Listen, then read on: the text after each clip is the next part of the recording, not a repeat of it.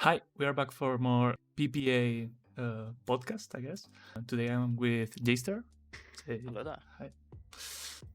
And we're going to talk about playoff odds, how the season is going now that we are in week 6, I believe. So, yeah, I think it's going to be a fun one.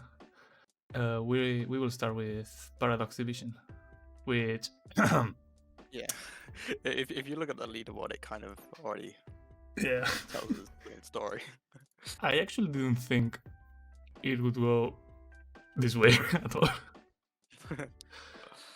Plus 30 is a lot. I guess. I don't know. Do you think there's a way I don't make top 2?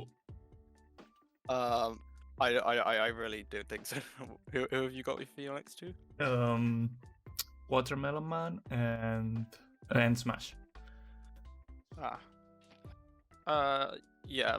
I think Smash has chances against you, but I still think you probably win that matchup. Smash has played very well. His game against me was very good. From him. Yeah, he's kind of been the surprise of Paradox since he's one of the new guys, and he's doing fairly fine. 3-2, fifth place for now, missing a game. So yeah, certainly it's the match I'm feeling the most out of the two, because Watermelon Man has had some good matches, but yeah, I think I can deal with it. Yeah. The team is good. The team's not.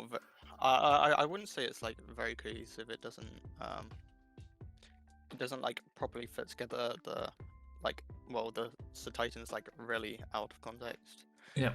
And also Claw, so he's failed to really do anything with. Mm-hmm. Yeah.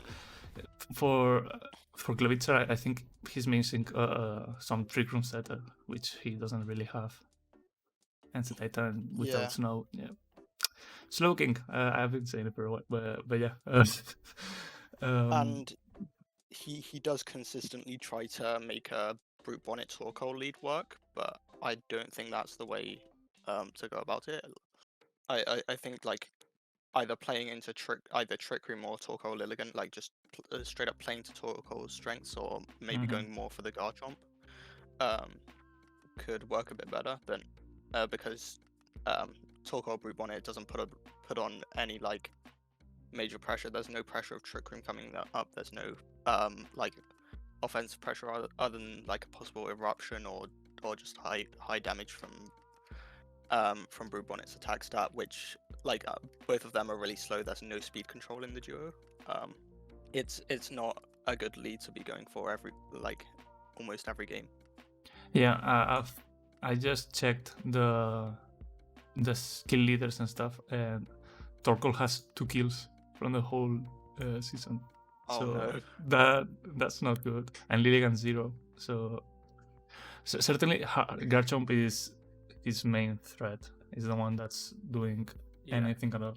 So yeah, either he plays more into the Sun mode or just rely on Garchomp for the rest of the regular season.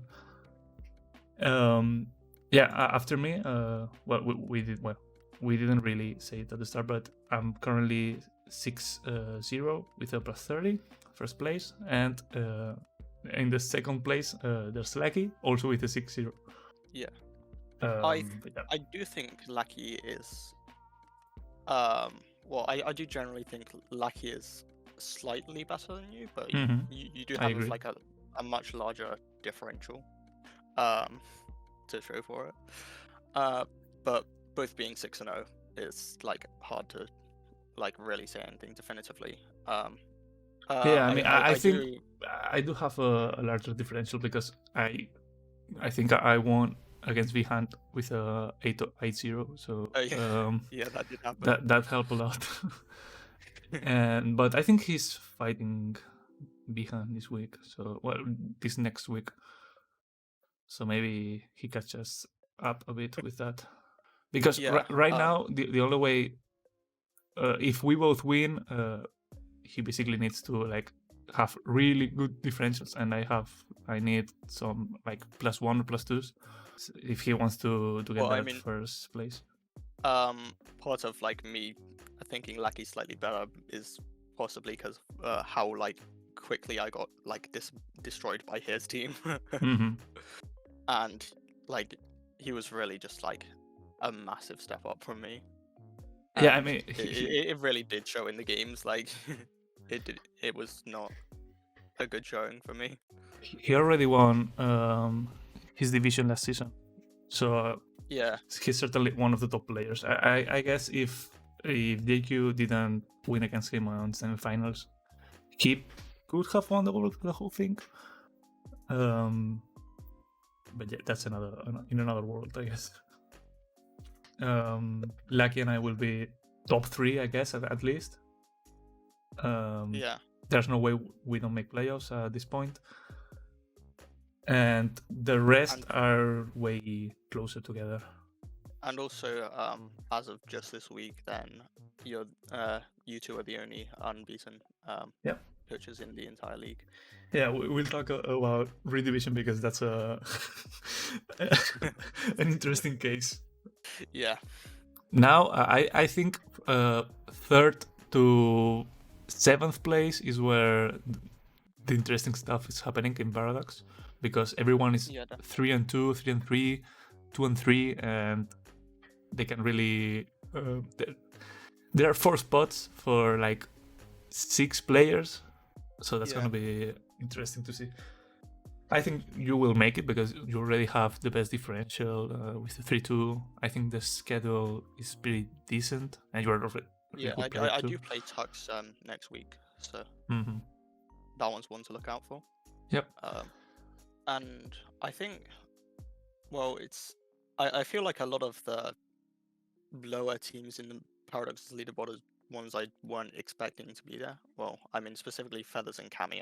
I wasn't expecting it to be down there, but Feathers, the games aren't really there. He has 2 games, so that doesn't really. That's not representative of what we'll be looking at the end, I guess. 2 losses on a -2 differential does say that. Yeah, I think it's pretty good. Week 1, he lost against me, but still got a +1. So, yeah, Feathers can certainly make it.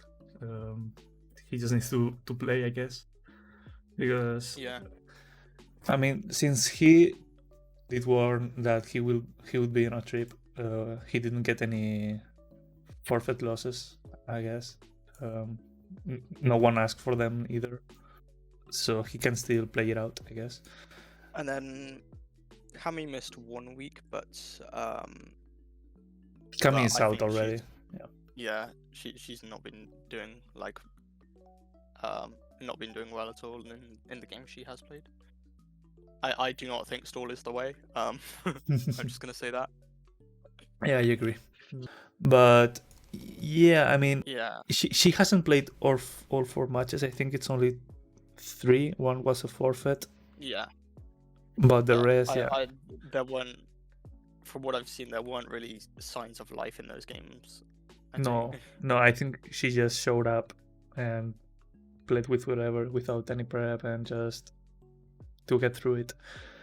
So yeah, I don't know if Cammy will be back fully for next season or what's gonna happen.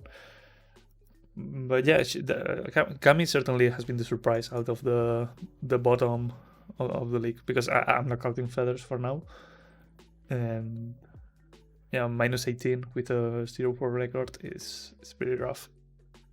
And for the next on the top is Toxnox, who also needs to play a few more matches. He's missing 1 week against Feathers, which is another big one. 3-1, good record. I think he will make playoffs at least. Yeah, I don't think there's really much to say. Tux is doing pretty well. The team looks good. Did make some recent transactions. Yeah, I didn't really like them a lot. Yeah. I think he got Cricktoon, Daxban, and Yeah, and Arboliva. Arboliva. Yeah. I'm generally not a fan of Arboliva as a Pokemon. I don't see its value. Well, I mean, like I see the possibility of value, but I don't think it's like quite there. Um, I actually really like like it. I think it's undervalued at 8.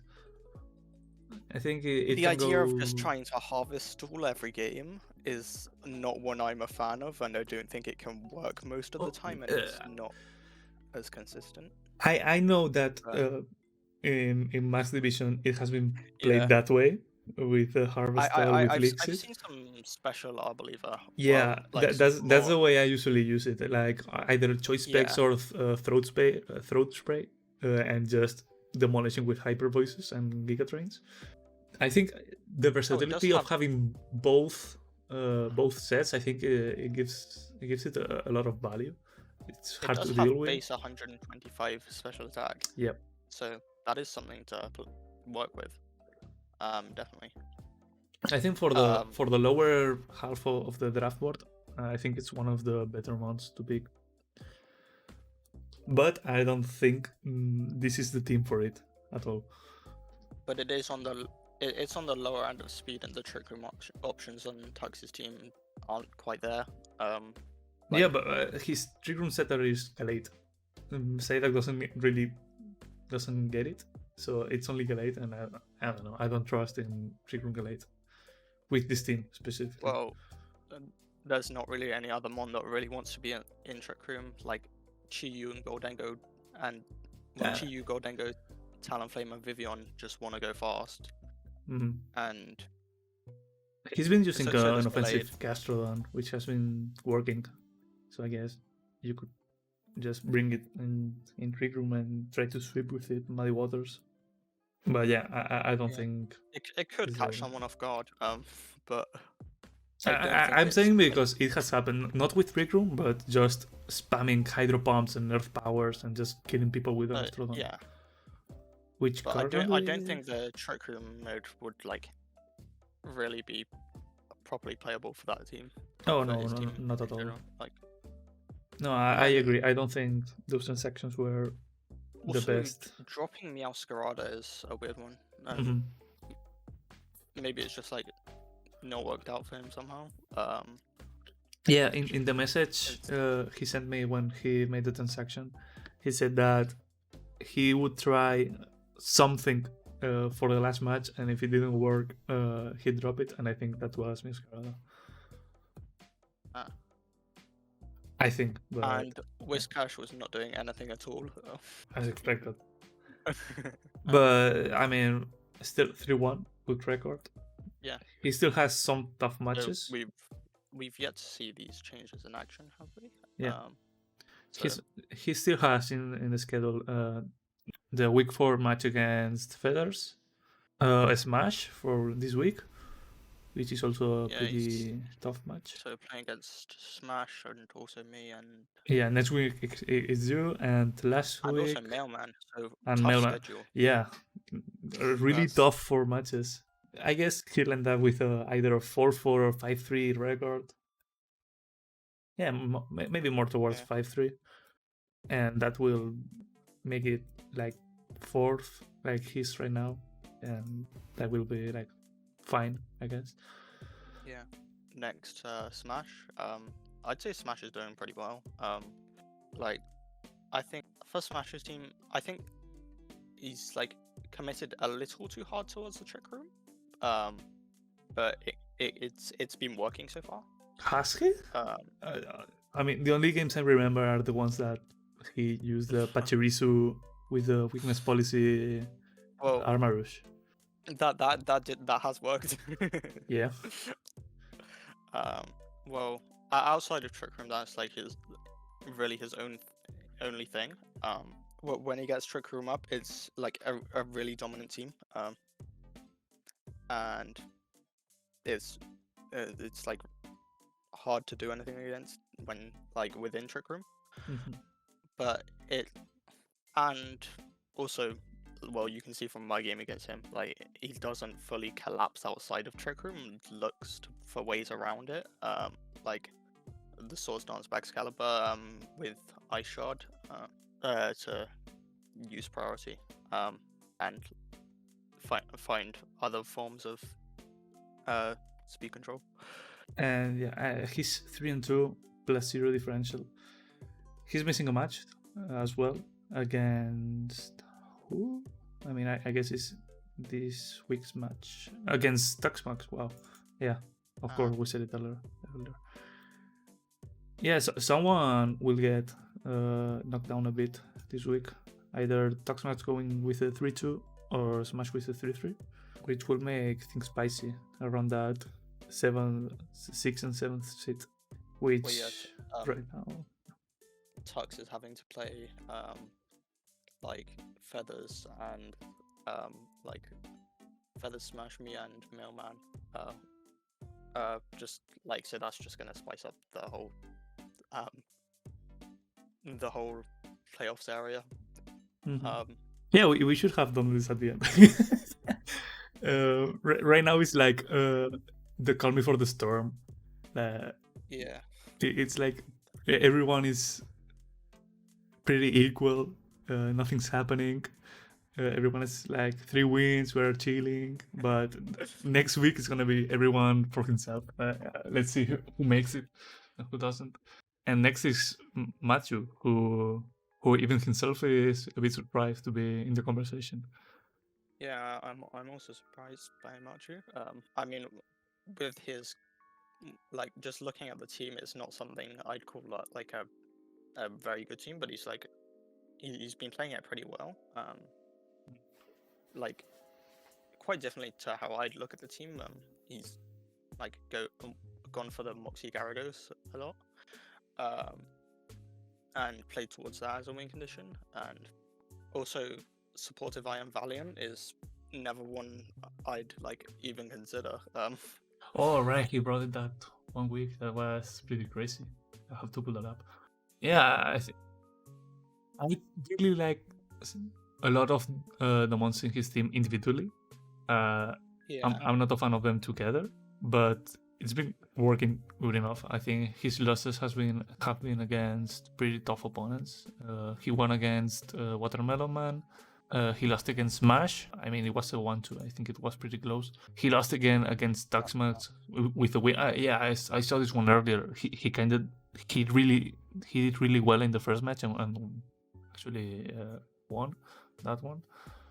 He won against Vihan, and then he lost against beat Rookie. He beat Rookie, yeah, right. No, and then he lost against me this week. Yeah, that's what I was looking for. Yeah, but I mean, he lost against me, Tuxmax, and Smash, which are like 3 near the top, and he's doing well right in the middle. So I think he has decent odds of making it.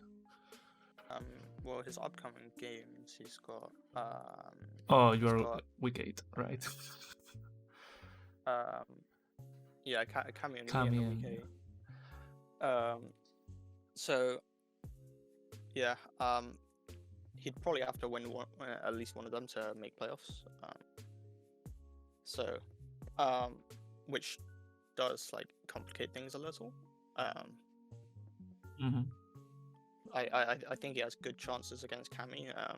Yeah, I think if Kami doesn't come back strong, I mean, if she suddenly just doesn't reappear and says, "Hey, I'm back, I'm ready to play and kill people," I don't think Kami's very motivated right now. I don't think so either. That's why maybe Machu will take week 7, and even if he loses against you with a 4-4. Right. Pretty rough differential, but maybe depending on the other matches, he can clutch that 6th spot. Yeah, Kami did come into his season going like, "Ooh, big stall, we're gonna win this with big stall," and then it didn't really pan out that way. Yeah. I mean, I'd love to know what happened. I mean, it's kind of sad because she did really well last season, and I really wanted a real match against her as my like.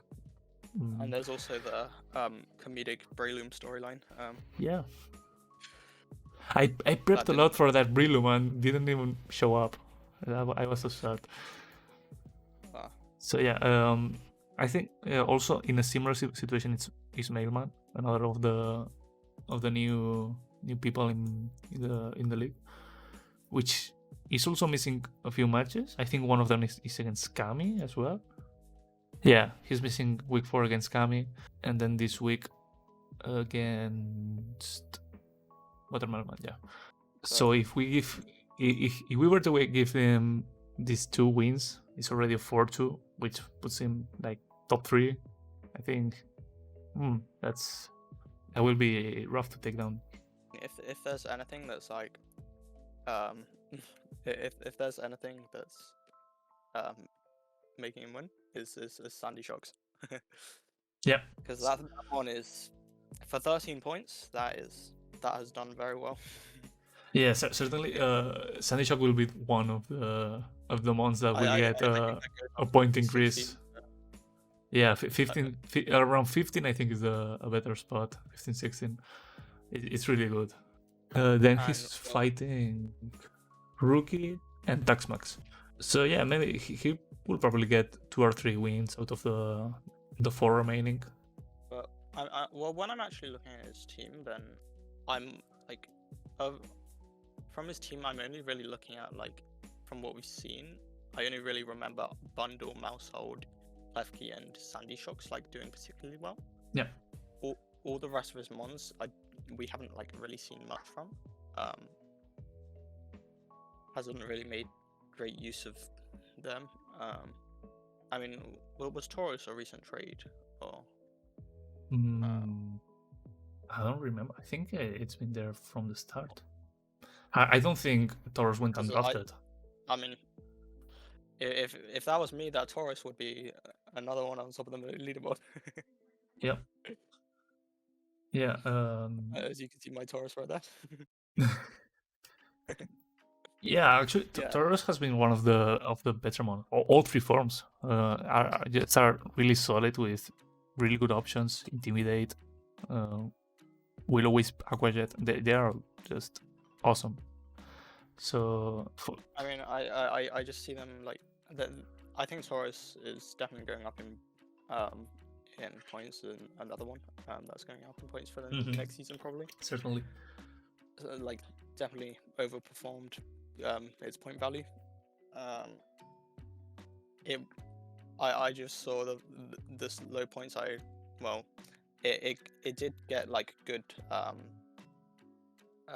good tournament player in like Series 1. And I was just thinking, why is this down at like however many points? Like 12, 11, 13, I don't know. Yeah, I mean, they are 12, 10, and 8, which are lower than it should be. Yeah. Actually, for the Speed Tour draft that we are doing this weekend, I did put them a bit higher, all of them.